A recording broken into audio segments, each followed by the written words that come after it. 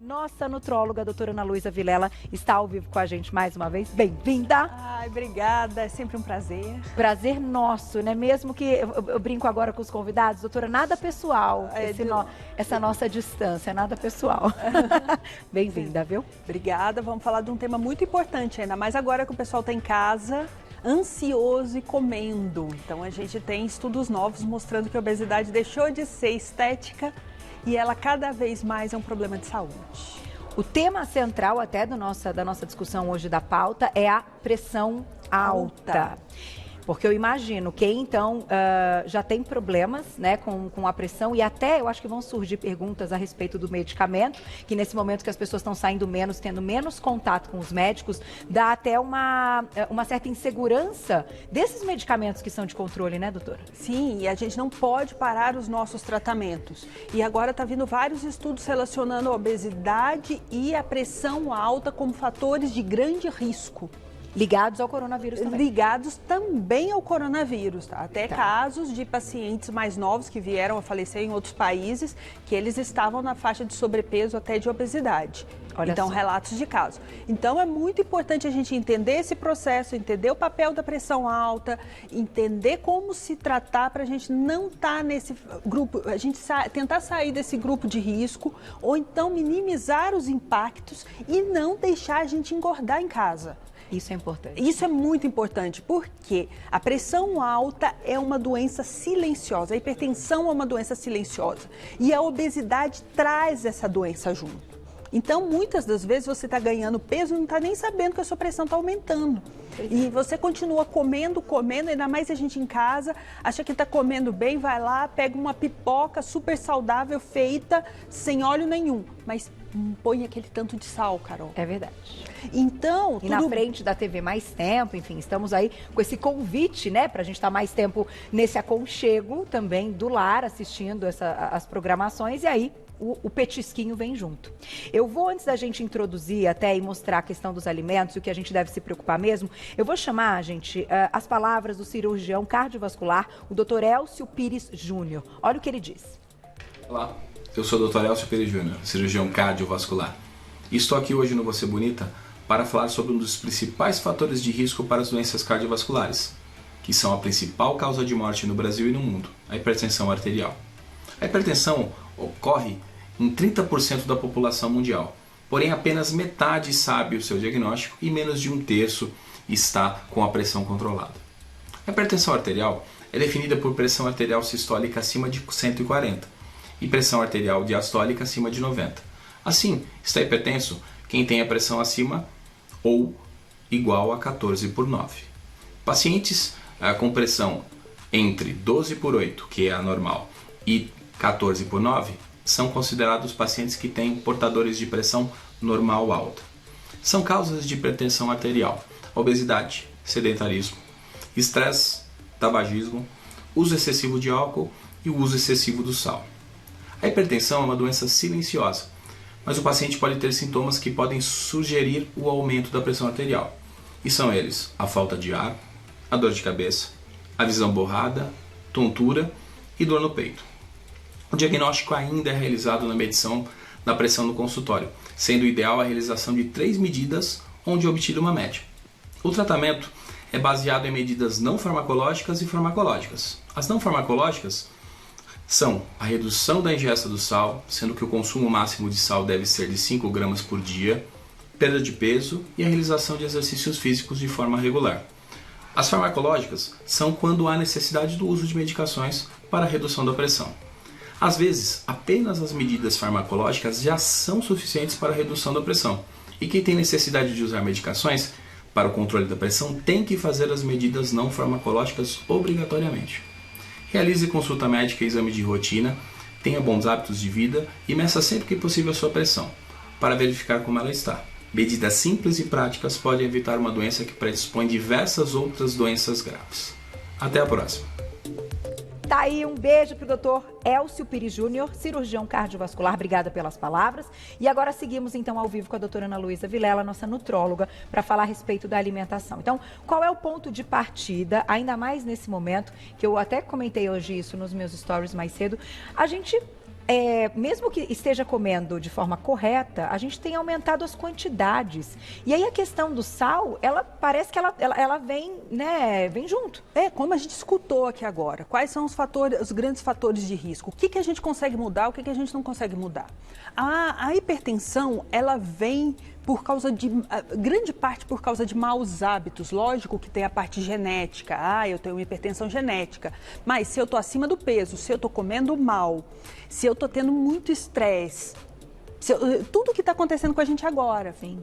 Então vem a hipertensão, e a hipertensão, o que ela faz com a vida da gente? Ela reduz o nosso potencial de vida. Tá? Ela acaba estressando órgãos muito importantes e eles acabam vivendo menos. Tá. Então, dificulta a nossa longevidade, que a gente se preocupa tanto, e agora dificulta também a nossa imunidade, que é um ponto crucial no nosso dia a dia. Existem estudos que mostram que se a gente dobra a quantidade de sal do dia, a Organização Mundial da Saúde admite até mais ou menos 5 gramas de sal nos alimentos. Que é a tampinha daquela caneta. Umas cada tampinha deve ter 1 grama, mais ou menos. Isso, são 5 tampinhas, né? 5 tampinhas. Tá.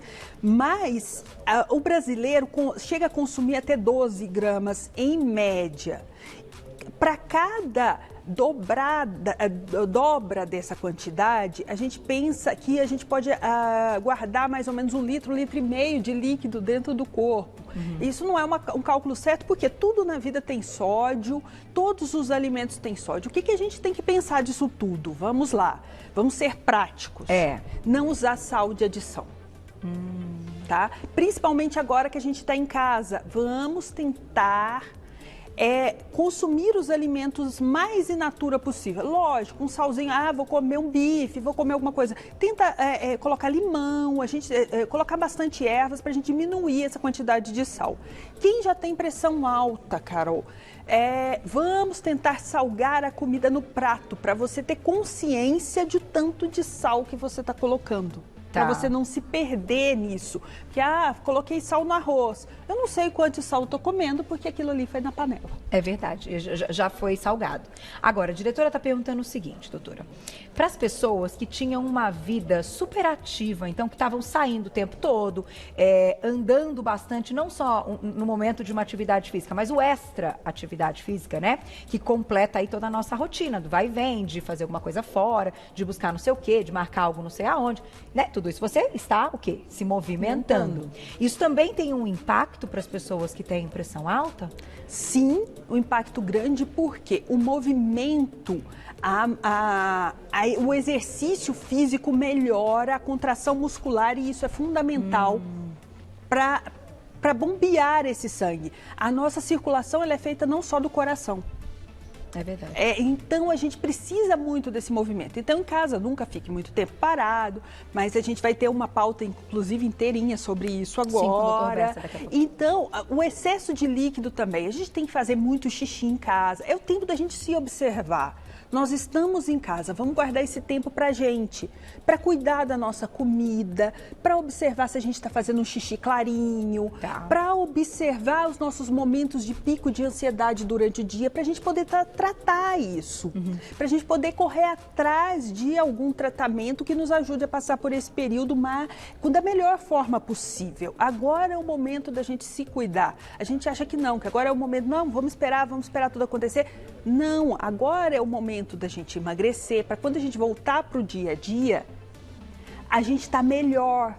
Que a gente vai ter que trabalhar muito depois disso, vai ter que trabalhar a cabeça muito, vai ter que trabalhar a filantropia muito, a ajuda muito, nosso corpo, tudo isso vai precisar de um trabalho muito grande quando a gente voltar. Então agora é o momento da gente observar os nossos alimentos, não procurar a coisa mais fácil, tá? Porque agora a gente tem tempo. Qual que era o grande problema, Carol? A gente vinha aqui, é muito engraçado tudo que aconteceu, né? A gente vinha aqui para falar, nossa, vamos ter um pouquinho mais de tempo de cozinhar em casa, a comida tem que ser de verdade, eu sei que você sai para trabalhar que nem um louco, tarará. Agora não.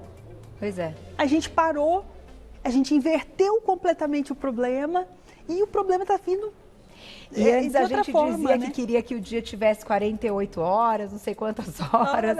Hoje a gente está querendo que tenha um pouco menos para o tempo passar mais rápido. Essa é um pensamento muito interessante que eu acho que também cabe na nossa pauta quando a gente está falando de comida e da relação que a gente tem com a alimentação, porque mesmo que a gente vá para a cozinha agora e prepare, é claro que a gente também quer ter menos trabalho. Então, é o que você falou, utilizar o que já vem pronto, que a gente vai abrir o saquinho, continua sendo mais fácil mesmo no momento que a gente tem mais tempo. Então, a sua dica aqui é que a gente não compre, é que a gente não tenha isso em casa? É muito pouca diferença de tempo para fazer um desse e um natural. Se você tá lá, guarde aquele momento para cortar, para incentivar teu filho a gostar de alimentos novos. Compra aquele alimento que está mais baratinho. Não precisa ser caro, gente. A gente tem que olhar muito isso e não desperdiça nada. É verdade. Agora é o momento da gente poder guardar os alimentos muito bem guardados, chegar em casa da feira, já pica tudo direitinho, congela o que dá para congelar, já põe em porções certinhas para facilitar a tua vida, para ficar tudo limpinho na geladeira e para você ter mais qualidade. Porque depois que esse período passar, que a gente espera que seja breve, mais ou menos, o que vai acontecer? A gente vai estar desesperado para correr atrás daquele prejuízo, daqueles quilos que a gente ganhou. Então, perder 1 quilo é muito mais fácil que perder 10. É verdade. Eu já vou colocar a perguntinha do público, mandem, estamos ao vivo. Vamos lá, gente, começando semana aqui com Alto Astral. Obrigada, Chandler, um beijo pra você. Tenho 79 anos e a minha pressão sempre foi 12/8. Porém, há uma semana, a minha pressão está oscilando 10/5, 9/5. Estou sem sair de casa há 3 semanas, porém caminho dentro de casa. Tem algum alimento que pode melhorar essa situação? E aí, linkando com a pergunta dele, então, ele tem um aparelho para conseguir aferir a pressão, né? E aí você já explica se você acha que nesse momento as pessoas que têm a possibilidade de ter esse aparelho, se elas devem continuar fazendo isso. Então, é bem importante que esse aparelho esteja aferido, porque se sempre foi normal, por que agora mudou? Então, a gente tem que ver se a pilha tá boa, se o aparelho tá bom. Testar em outro aparelho para a gente ter certeza. No mínimo 3 medições. Para a gente saber. E o ideal seria você até conversar com o seu médico, que às vezes existem pessoas que estão tão bem em casa, se alimentando tão bem, emagreceram, até precisam de menos remédio, se estão tomando remédio. Tá. Entendeu? Às vezes o ritmo de vida está tão menos estressante que mudou a fisiologia e às vezes a gente tem que fazer alguma adaptação. Não parem seus tratamentos. Tá. Pressão baixa, mais baixa, não é doença. Na verdade, a gente quer uma pressão, lógico, a gente não quer uma pressão baixíssima, mas se a gente está controlando em bons níveis, se a gente está bem e se ela está abaixo do normal, nosso normal, ótimo, estamos conseguindo seguir bem. Tá. O problema são sintomas, se você ficar tonto, se você tiver náusea, tremor, alguma coisa acontecendo para que justifique essa baixa pressão dando sintomas, entendeu? Então, vamos falar um pouquinho dos alimentos, porque, como você já comentou, doutora, está realmente diretamente ligada à questão da ingesta desse sal. Então, assim, diminuir o sal é a primeira coisa. Agora, tem alimentos que que a gente pode dizer que eles melhoram, não sei, porque eles têm mais água ou porque eles têm algum princípio ativo aí que possa melhorar essa questão da pressão? Lógico, o sal é importante, o sódio é importante para o nosso dia a dia, o potássio é importante. Aonde são as melhores fontes desses alimentos, tá? Frutas, legumes, verduras, tudo mais natural já tem esse tipo de nutriente junto. Quanto mais colorido for o prato, melhor. Existem algumas frutas que elas são muito digestivas, são boas, principalmente para quem está em casa, quem tem aquele estômago pesado depois de um almoço, aquela pessoa que voltou a almoçar depois de muito tempo, que não comia muita coisa na hora do almoço, porque está tendo isso agora. É verdade. As pessoas estão mudando a rotina e estão tendo que se adaptar. Abacaxi é um ótimo alimento para isso, até o suco da própria casca do abacaxi, lavando direitinho, a gente pode usar porque ele é super digestivo. Tá? O feijão ele é rico em ferro, então são alimentos que a gente não pode deixar de fora da nossa alimentação hoje em dia. Tá. Folhas verdes, tudo isso é bem importante. E assim, não é nada caro e são coisinhas simples que a gente pode ter em casa e consumir um pouquinho todos os dias. E colocar mais tempero caseiro, né? Diminuir o sal. O alho também é muito importante nesse momento, cebola, que são ricos em substâncias que ajudam o nosso sistema imunológico e também dá tempero sem sal, né? Muito bom. Tem perguntinha já? Na tela quem escreveu pra gente, olha lá. Obrigada, Gina, um beijo pra você. Estou acima do peso e nunca tive pressão alta. De um tempo pra cá, a pressão está ficando 14/9. Emagrecendo, consigo mudar isso? Minha mãe era hipertensa e morreu com 63 anos. Já devo, então, tomar o remédio? Gina... Então, Gina, é muito importante, se você já tem essa história familiar, a gente tem que passar por uma grande avaliação antes de qualquer coisa. Normalmente, a gente já entraria com esse remédio, mas lógico que emagrecer pode ser o grande diferencial da sua vida, tá? Se emagrecer, você pode usar menos remédio, o remédio por menos tempo, mas isso depende de quanto você se empenhar nisso. Porque não adianta nada aquela promessa vazia, estou emagrecendo. Para a gente mudar a característica do nosso corpo e melhorar exames, a gente precisa emagrecer mais ou menos 10% da nossa massa.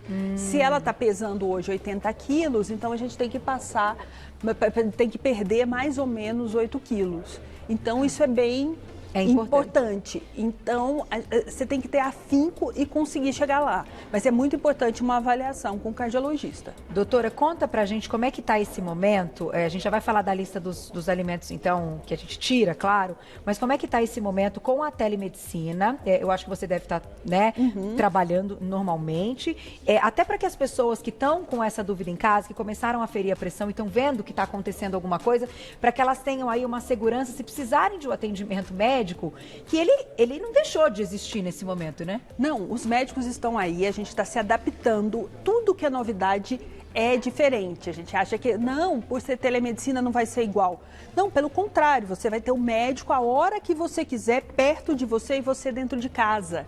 Isso é uma vantagem enorme para o paciente, porque ele vai poder tirar dúvidas, não vai precisar ficar tentando tratamentos que não tem certeza. Então, você pode consultar com o médico aqui de São Paulo, ou o médico do Maranhão, ou o médico de qualquer outro lugar.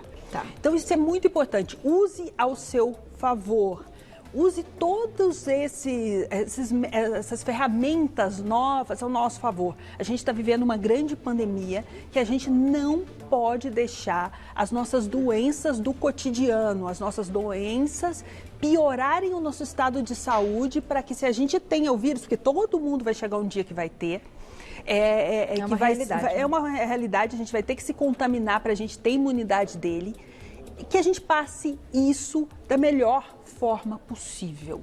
É essa a nossa maior preocupação. Nos nutrir bem, não parar os nossos tratamentos. A gente está vendo hoje que grande parte das pessoas que estão falecendo em hospitais, que é uma tristeza enorme, todas elas ou são diabéticas descontroladas ou hipertensas que não faziam um bom tratamento de hipertensão. E obesidade também está E a obesidade está crescendo cada vez mais. Então, é muito importante nesse momento, a gente pede com maior amor e carinho. Do mesmo jeito que a gente tem que ficar em casa, a gente tem que ficar em casa bem. Vamos colocar a lista, então, do que não levar para dentro de casa. Da nossa mesa aqui. Da nossa mesa, né? Olha, comidas instantâneas, muito fáceis de preparar. Vamos dar preferência. A gente quer comer um macarrão, Carol? A gente procura um macarrão com semolina, que ele tem mais proteína. Tá. A gente procura um macarrão que ele é feito de grano duro, porque a gente sabe que esse macarrão ele tem uma liberação do carboidrato muito mais lenta. Então, isso é uma ótima dica, que é um alimento fácil, todo mundo quer consumir. Então, procure um bom macarrão. Sopinhas são ótimas, mas tente fazer essa sopinha em casa. É um alimento que acalenta, que dá prazer e que você come com a família, e você pode colocar todos os nutrientes que você precisa. E que é fácil fazer, né, doutora? Bota um monte de legume na panela, com cebola, com alho, depois você tritura tudo. Depois você bate ou come com os pedacinhos. Então, isso também tem que estar... Suquinhos de caixinha enlatados. Enlatados. tente evitar isso ao máximo. Lógico, alguma coisa na geladeira a gente vai ter que ter. Então, procura uma água de coco, que a água de coco de caixinha não é tão ruim. Procure aquele suco 100% integral.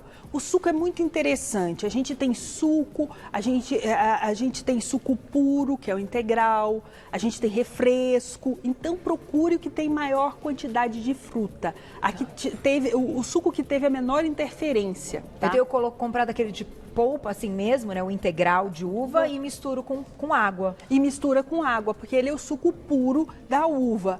Tá? E assim, quem está querendo emagrecer não é uma boa, suco nunca não é uma boa pedida, mas quem gosta, vamos associar esse suco no meio, assim, entre as refeições, comer fibra junto, para que esse índice glicêmico a gente diminua esse índice no total da alimentação.